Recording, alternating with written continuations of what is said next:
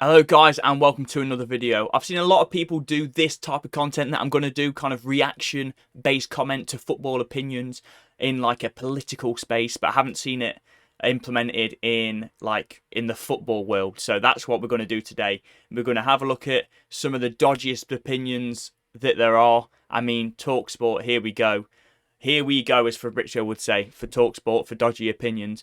And Simon Jordan, who's normally, he's actually, he has some, I think he has got a United bias, but he normally has some decent opinions, but he's absolutely had a shocker here. I haven't watched this, but what I have done is I watched a clip off TikTok that prompted me to have a look at this video, but we're doing a reaction. This is the first time that I'm going to have watched it. And yeah, we're gonna watch it together, and yeah, let's see what he has to say. Mr. Ten Hag is growing on me. I like him. I like the way he just shoots from the hip at the end of it. Jim. Doesn't really mind if he swears live Jim. on air. So what? We can get rid of it. If he does it on TalkSport, we'll get rid of it. If he does it on Sky, they'll apologise. Ten Hag wasn't getting ahead of himself, though. We have a long way to go.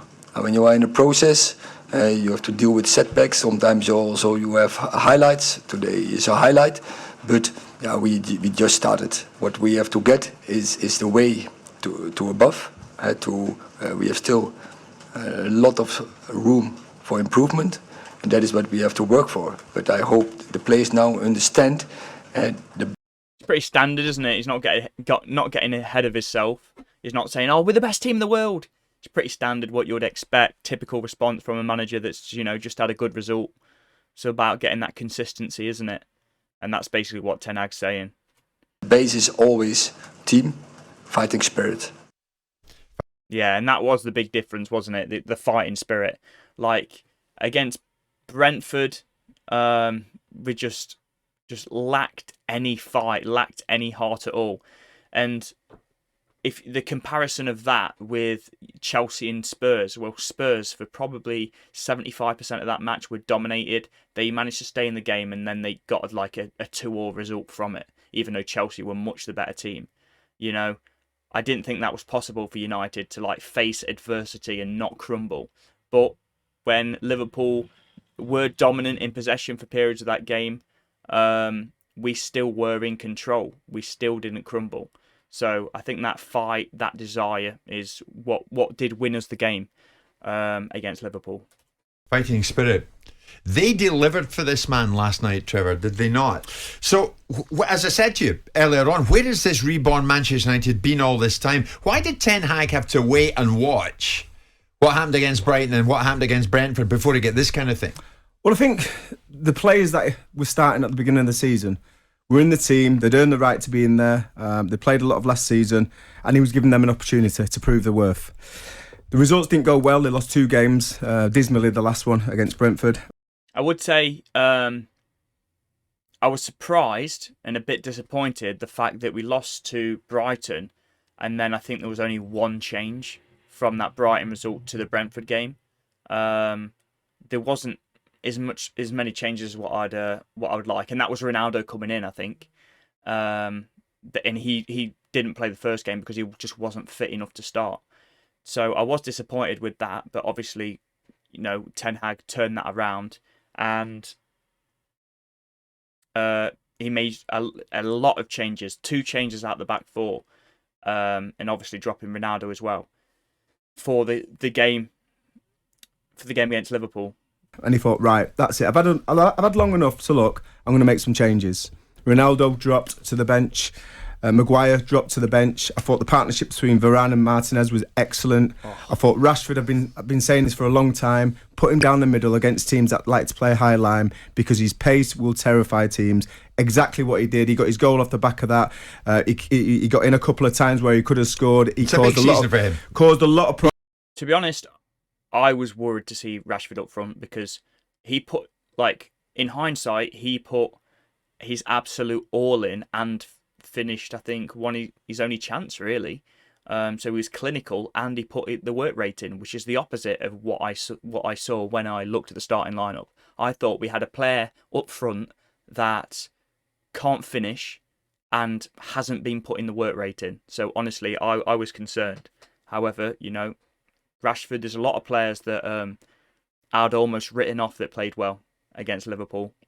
But, you know, it's about finding that consistency. I would love to see Marcus Rashford step up again and put another big performance in against Southampton. That's what's key, the consistency. He's got to do it Liverpool this back season. too. And especially when you talk about Virgil van Dijk and Joe Gomez. Remember the 7-2 against Villa? They were the partnership. Ollie Watkins, exactly the same, running in the channels. So it's a game plan they've looked at, detail. But I think everywhere on the pitch, I think they started the game really well. They won a lot of individual battles. You know, Dalot did really well against Diaz. Malacia, young lad who Ten Hag's brought in, did excellent against Mo Salah. Oh, yeah. You know, all over the pitch, they were winning individual battles. Malacia pocketed Salah. Elanga had Trent on toast. I mean, their wingers did. I mean, Diaz had probably more success than Salah, even though he got the goal. But yeah, Elanga, he got substituted at half time, but still, that wasn't a dig at his performance. Martial did well when he came on, so literally every single thing right by Ten Hag. If you start a game like that and then you go in front, it's going to be very difficult to turn that around. What did you and think, exactly... Trevor, when you saw Ten Hag hadn't included Maguire and hadn't included Ronaldo? What did you think at that time, and what do you think now?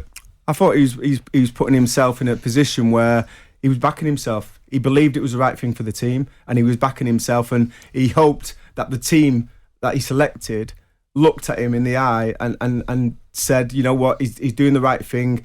Make sure you go out there and give me everything on the pitch because you're the team that I've selected. And I think that's exactly what the team did.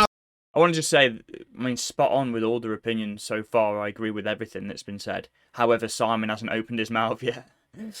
So I think things are going to change. After having come back to all this heralded always come home, the prodigal son, etc., etc. And then noises that because of family reasons, he's not going to go on the pre-season tour. And then it is frustrating, though, that a lot of the media and even some fans, probably brainwashed by the media, are making this good win, this result, about the players that didn't play, that were sitting on their arse until like 70 minutes. That, you know, well, Maguire didn't even come on, did he? The players that didn't play, that were on the bench, rather than the players that actually put the performance in on the pitch. The story should be about the players on the pitch, shouldn't be about the players that didn't play. I think the only time you should really be referencing, I know Ronaldo's a massive story, it's always going to be a story if he doesn't start, but I think where it should be a story is in terms of Ten Hag's selection, like Jim said, like he made the big decisions, he got the big decisions right, but I don't think Ronaldo not playing should be the story, and it should be about the players that actually played on the pitch, and they should be credited for that. And noises that he might want out, and noise in general. Ten Hag has drowned out Ronaldo's noise, hasn't he? He has, and I've said this many times. What does it mean for Ronaldo? Well, and that's it. Sorry to keep pausing it, but in terms of players being unhappy, Ronaldo can have no criticism of, I should have played, because we won against Liverpool 2-1. Like, it's the same thing when, like, in the City team, they've got a massive squad depth. They've got a lot of players that probably feel like they should be playing that are not playing. I mean, Calvin Phillips, I don't think he's got a start so far in the Premier League. Like, a new signing that's come into the team. You know, being one of Leeds' most important players, to going to City and not getting any game time. It's if you're winning titles, if you're just winning football matches, then there's no argument. Then you can't have any argument between not starting. However, the unrest comes when you're not winning and you're still not getting selected. That's when the unrest comes in. To start with, before I even start talking about Ronaldo, I've said this many times. When you're talking about such a great player, you feel, even me as a player, I feel like maybe I shouldn't be in a position to talk about him because he's reached so many heights, he's won so many awards. Yeah, but it's Ronaldo now we're talking about. But we're forced into this situation because I respect him so much, what he's achieved in the game. But everyone has an opinion, though, don't they? And you should be able to voice that. I mean, people can have an opinion on me, my content. I can have an opinion on Ronaldo, even though I'm never going to be as good. I mean, you know, come on. Everyone's got an opinion on everything. Whether you choose to listen to that opinion or not, then that's up to you. But everyone can have an opinion. But the way that he's carried on over this summer, I think he's been really poor. I think it's been a bad example to young players. I think it's been really it's hurt the team. It's hurt Manchester United as a club. It's hurt him. And it's caused a lot of problems. He's on the sidelines. Because they're now having to go back in the market and offer 100 million for Antony because they need a centre forward because he doesn't want to be there. Antony's not a centre forward. He's a winger. So it's caused a lot of problems.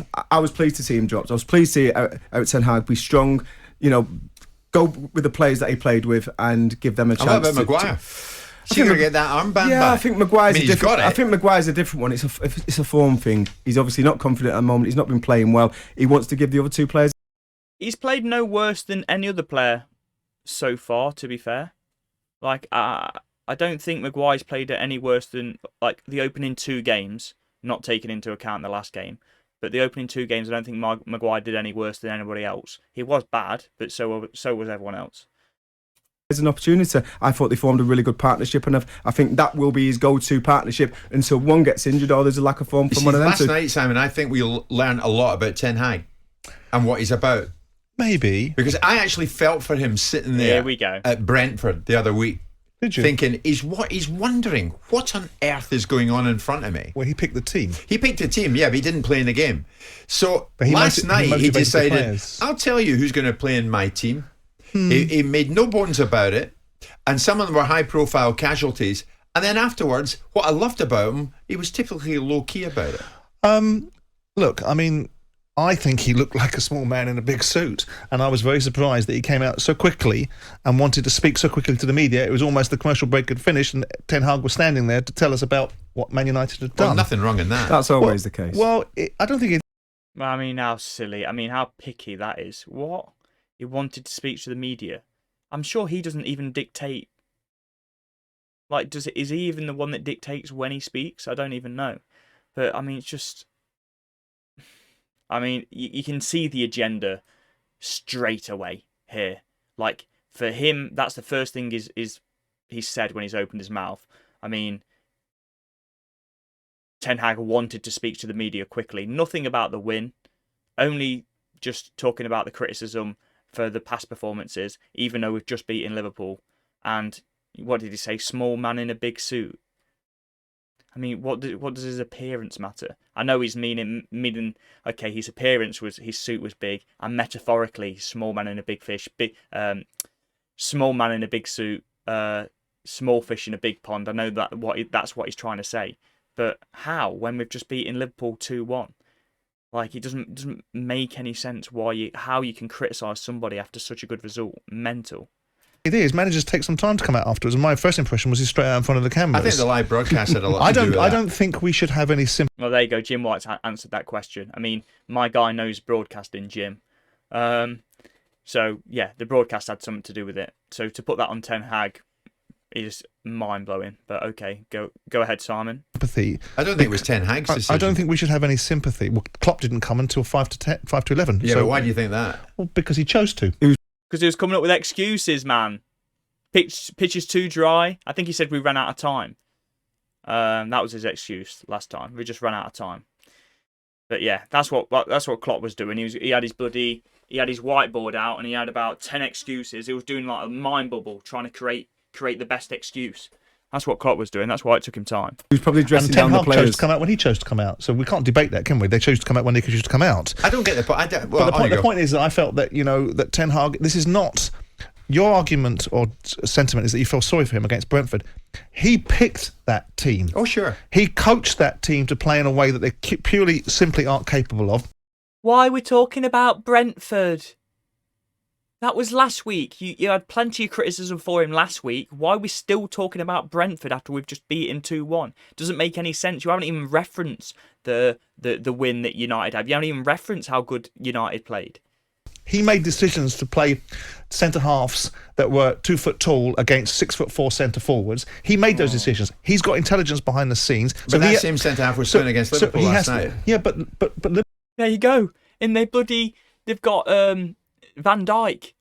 They've got Van Dijk in the team. I mean, Martinez was the man of the match against Liverpool.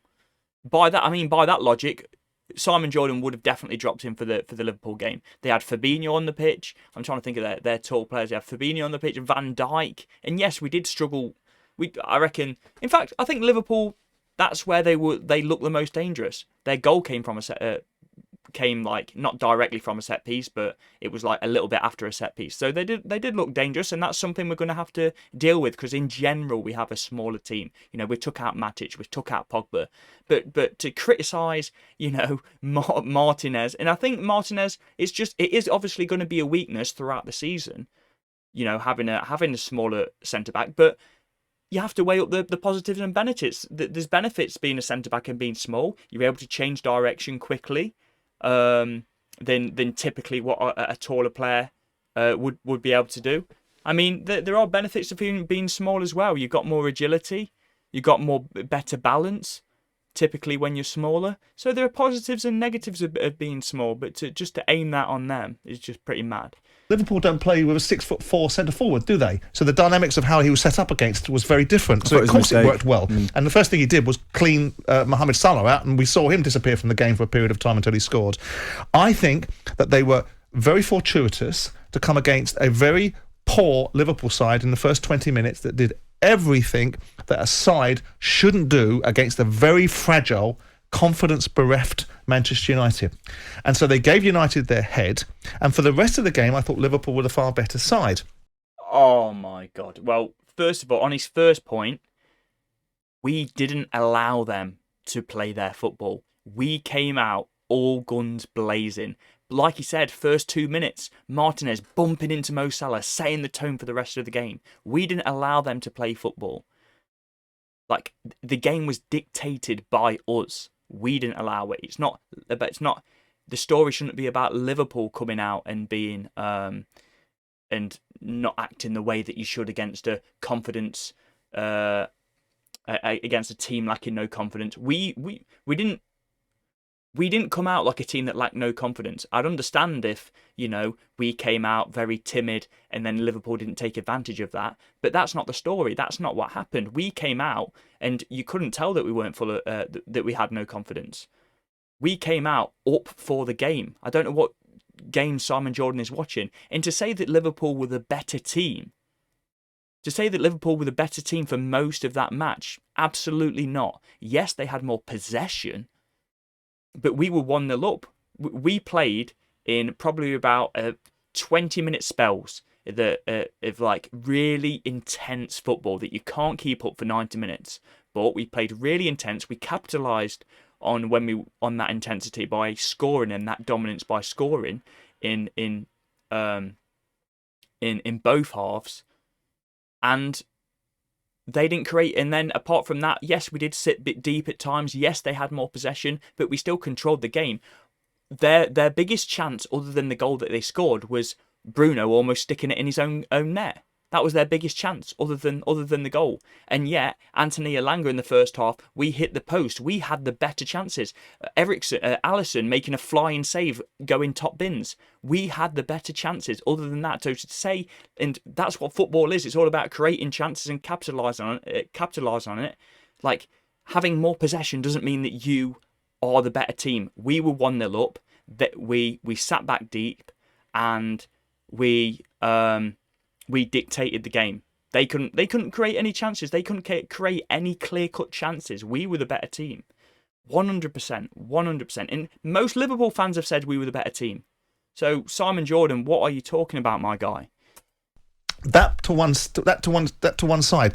Man United needed that result, and I think it's much easier, with all due respect, for not having kicked a ball or laced the glove or whatever else I've got to listen to that I'm not allowed to have an opinion on, right? To play against a side like Liverpool than it will be to play against Southampton, than it is to play against Brighton and Brentford. It doesn't alter the landscape for these players. They are still, in my mind, mental minnows. I believe that Fernandes stepped up yesterday and was far more compelling than he's been before, but we will see how they progress, because the styles make fights, and you see when these Yeah, I agree with what he's saying there. They need to prove their consistency, but I don't know why he's framed it in a way like, I'm still not convinced. Like, you can still not be convinced, but don't frame it in a negative way. Like, you can, like, I I'm framing it in a way that says I'm not convinced, but it's still positive towards the team. I'll say, okay, it's all about getting that consistency. That it's a great step in the right direction. We've got a big win, but can we show that consistency? Can we go away to Southampton and get another result? Teams play good. Look at Chelsea against Tottenham. Looked irrepressible, undeniable against Tottenham. What did they look like against Leeds? So you can't get any consistency. Individual errors. Mendy made the mistake for the goal. Do you know what I took away from that interview yesterday? Honestly, and people are going to say negative, Jordan.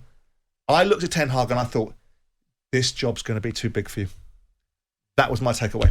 After last night, post-match. I listened to the interview. I watched him stand there, and I know that you're going to say, what does this hell does this mean? I looked at a small man in a suit that doesn't fit him, and I thought to myself, Jesus Christ. I mean, let's break this down, okay? Starting 11, 2, at like some big, bold decisions by Ten Hag. Dropping Ronaldo, dropping Harry Maguire. 2 big decisions. I think he dropped Fred as well. Big decisions, big statements. He also, last week, more than that, tactically big decisions as well. He's obviously said, last week we tried to pass out from the back versus Brentford. When it went to De Gea, it went long. He's changed his style. He's adapted it to. It was pragmatic. Adapted it to deal with Liverpool in the game. Every decision, even the in-game changes. Anthony Elanga played really well. Had Trent on toast. Martial coming in at half time. I'm going to be honest. I thought Martial's not going to put that work rate in. You know that Anthony Elanga does. He's a hard worker. He's literally. He goes balls out, busting a gut to get to every single ball. Martial's not going to do that. Completely wrong. Martial came on and it was a great outlet for those long balls. There was times where he held the ball up, played it in and had a massive contribution to the goal. Every single decision that Ten Hag made. How can have that game yesterday and think negatively of Ten Hag just because he turned up early for his interview and he was wearing a suit that was a little bit too big for him? How is that have more weighting on your opinion of what happened rather than the actual football on the pitch? You don't look like I thought you would. What did you expect him to look like or say? Do you know what I thought he'd look like in personality and demeanour? Yap Stam. That sort of chest out. I know he's not got the physical components of Yap Stam. He said that because he's bold, isn't he? He said that because they look similar because he's bold.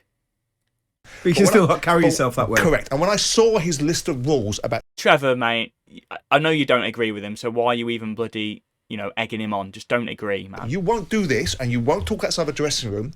Ronaldo isn't fit. It's an easy decision not to play Ronaldo because he isn't match fit. What are you talking about? He isn't match fit. Well, he was fit enough to start last game. It was still a massive decision. Under Oli, under Rangnick, they would play Ronaldo no matter what. That's still a huge decision that he's made. Especially when he's saying, I want to keep Ronaldo. I want to keep Ronaldo and then drop him for this game. It's a big decision. So I don't... And let's say we lost. Let's say we lost that game. What do you think the biggest story would be? The biggest story would be about Ronaldo not starting. That's what it would be. Look at it and go, well, that was such a brave decision. Because the media build up a backstory about how important Ronaldo is, it doesn't mean that Ten Hag is so brave that he doesn't follow the narrative of the scribes. He can see if Ronaldo's fit or not. So if Ronaldo isn't match fit, you wouldn't play him, would you? Well, he is fit because he was on the bench. He's not match fit. He's not sharp. He's but not do at you it. think other managers... You saw it again. Played 90 minutes against Brentford. Do you think other managers... Oh, saw it against Brentford, but he played 90 minutes, so why could he have not thought, okay, he wasn't the best against Brentford, but he's played 90 minutes. He's got 90 minutes more match fitness. I started him against Brentford. He's even more match fit than what he was against Brentford, so this is a big game against Liverpool. I can't leave Ronaldo out. He didn't think of it like that. So it's not as simple as he's not match fit. Managers, mainly Oli, would have played Ronaldo. Well, if you were in... So he's got to have some kind of strength. And I think you're right. If you were... But Ole Gunnar Solskjaer should never have been the manager of Manchester United. If you want to be the manager of Manchester United, then you need... Ranić as well would have played Ronaldo no matter what. To be a leader. Well, So you suggesting could that do. someone makes a leader's decision when it actually isn't a leader's decision is just common sense. But- I'm glad a lot of- United won, Yeah. because what it does is we can stop the obsession with Man United and their decline. 3 games in, it would have been another bunch. Well, there's going to be more people talking about United and your opinion. I'm literally doing a video on it because I knew you had bloody dead opinion on and dead point of view on the game and Ten Hag. There's going to be more people talking about the negativity because of what you're saying than if you just said something, they played well, but they just need to show some consistency. Fest of all Man United. They've beaten Liverpool. I'm more interested in what's happening at Liverpool at this moment in time. There was nothing because they don't fortuitous. look But great. I know she used choice of word earlier, though, Simon. It was fortuitous for Manchester United early on. How on earth was it fortuitous? How do you mean? Well, you said the word. Yeah, no, but what do you mean? In context of what? Fortuitous is something happening by chance Fortune, more than yeah. intention. Definition of fortune. Yeah, they were fortunate. Manchester United, from the word Just so arrogant, isn't he? go last night, there was no way back. They decided at it. we are going to damn well win And this. Liverpool would, and Klopp set this up with his outburst against Gabby and the sentiment going on around there that no one. Bringing it back to talk sport. Yeah, that's why. That's why they were so poor. Because of his outburst against a TalkSport presenter in Gabby Abonlahor.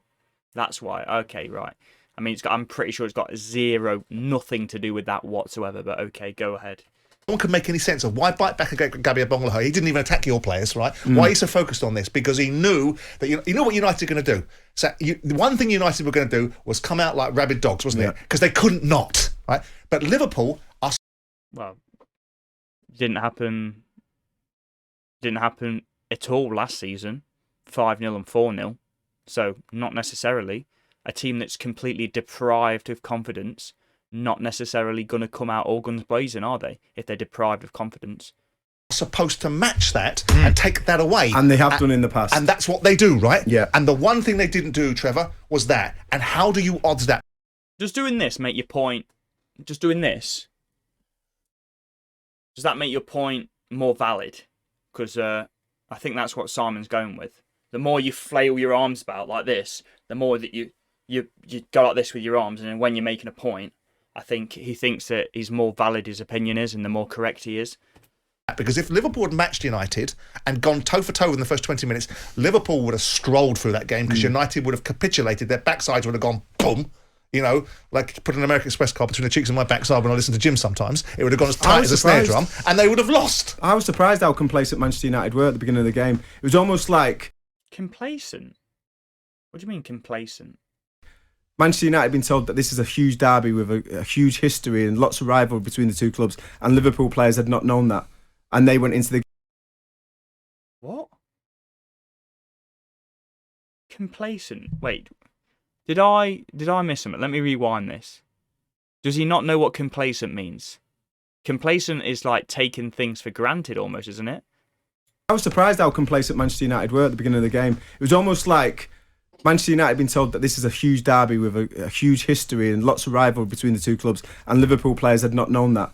And complacent. Showing smug or uncritical satisfaction with oneself or one's achievements. What? What is an example of being complacent? An example is a complacent person working at the office and is not worried about dangers. Yeah, so, I mean, I don't think he knows what complacent means. I was surprised how complacent Manchester United were at the beginning of the game. It was Very almost complacent. like Manchester United had been told that this is a huge derby with a huge history and lots of rivalry between the two clubs, and Liverpool players had not known that. And they went into the game Why- just thinking we're having a... Why have Simon and Jim not pulled him up on that? The fact that he said complacent, because it doesn't make any sense, but okay. I think maybe you think he means Liverpool were complacent, but I don't know. kick about. They were so off it. And listen, I understand the fortuitous part. You've got Núñez missing through suspension. That's lucky for Manchester United that he got suspended. Oh, yeah, Thiago's but injured. The most creative midfielder. I thought he really lacked that, apart from little bits from Harvey Elliott. And Matic, their centre-half pairing with Virgil van Dijk, by far their strongest centre-half pairing. They didn't have him available, and Gomez and Virgil van Dijk for a partnership.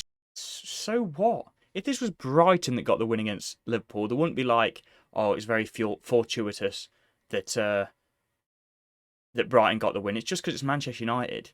So what? Oh, it's very fortuitous for Liverpool, wasn't it, that Casemiro wasn't involved? Very fortuitous. Because we would have absolutely smashed them with Casemiro. I mean, we got McTominay and bloody McTominay, Eriksen, Bruno midfield. Think of a Casemiro, Eriksen, or Casemiro, Fred and Bruno. So I mean, fortune for both ways. You just have to play what's in front of you, don't you? It doesn't work for me. Yeah. So they were fortuitous in that way, but all over the park. I thought Liverpool lacked. Are you sure, Sammy, you haven't had a brief punch-up with Tony Bellew and he's giving you a dull one to the head? The morning after, Manchester United beat Liverpool by 2-1 against all the odds. Yes. You tell us you looked at Ten Hag and you think, I don't think he's up to the job. My takeaway from that game was that Liverpool... Because of the size of his suit? No, I Basically, yeah. How ridiculous. already qualified that, Jim, by saying I know that people would make that as a swipe and say to him, what are you looking at? Well, it is a swipe, isn't it? Jim, mate, I love Jim. Look what he's doing. He's banging the drum here. He's banging the United drum. Yeah, I mean, he says, people are going to take it the wrong way. People are going to take it as a dig. It is a dig. I mean, what's the size of his suit got to do with anything? Of course, it's a personal dig that's just completely unnecessary. Yeah, I did say it. But it means the way he carries himself. His whole disposition to me, I looked at it and I thought, I'm not the only one, by the way, that thought that, because there were a few other people in the football world that I was talking to last night that took the same thing away. Okay, are you going to name them? Let's see if he names them. Because otherwise, you just can't say that point. Otherwise, it's the whole, it's a racist saying, I've got black friends, so I can't be racist. You know, that's the same kind of argument. Oh, what are those black friends' names? I don't know. I hope he follows that up, saying who these people are. Otherwise, it's just you can't say that point. The direct opposite. There's no point there if you don't follow that up with who said it, because or who thinks it. Last night he could be standing. No, didn't follow it up. Didn't think so. In there off the back of a 0-4, and then I would think, there might be something in what you're saying. Jim, you did the dance of the Seven Veils when Scotland drew in the European Championship. They won. That's nothing to do with anything. You're on the ropes this morning. Not just Belgium's got you there. We've got you there as well. Ten Hag not up for the job. Very keen to hear what Manchester United fans. Yeah. So I think that's it for the video. So thank you for watching. Give me your comments. Maybe you think Simon's right and I'm talking out my arse. So please do let me know in the comments. Do give it a like and subscribe. I'm going to be giving you a lot more YouTube content. Is on the way. So I'm going nowhere. So your subscribe will be definitely worth it. And yeah, I'll see you guys next time.